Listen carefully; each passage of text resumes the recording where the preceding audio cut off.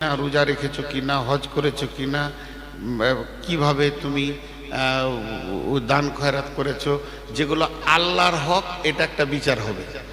আর একটা বিচার শুরু হবে, প্রতিবেশীর সঙ্গে ভালো ব্যবহার করেছো কিনা, কার সঙ্গে ঝগড়া করেছো, কার জমি দাবি নিয়েছো, কার আল দাবি নিয়েছো, এইগুলো একটা আলাদা বিচার হবে। আমার সঙ্গে কামরুল ভাইয়ের, শফিকের, আপনার যে ঝগড়া হয়েছে, এটা একটা বিচার হবে। আর একটা বিচার আল্লাহর যেগুলো হক আছে, মদ খেয়েছিলি কেন, চুরি করেছিলি কেন, জেনা করেছিলি কেন, ব্যভিচার করেছিলি কেন, এগুলো হাক্কুল্লাহতে পড়বে। এগুলোর বিচার আমার হুকুমের বাইরে তুই গেলি কেন, আমি যে মানা করেছিলাম বেপর্দা হবি না, তো পর্দা থাকলি না কেন, এটা আল্লাহ বুঝবে। কিন্তু যেগুলো ঝগড়া, এগুলো মানুষে মানুষে। তাহলে একটা হলো হাক্কুল্লাহ, একটা হাক্কুল ইবাদ, বাংলায় বলি একটা আল্লাহর হক, একটা বান্দার হক। তো একজন মুফাসসির বলেছেন 100-তে 98 জন জান্নাত চলে যাবে আল্লাহর হকে যদি কমতি থাকে।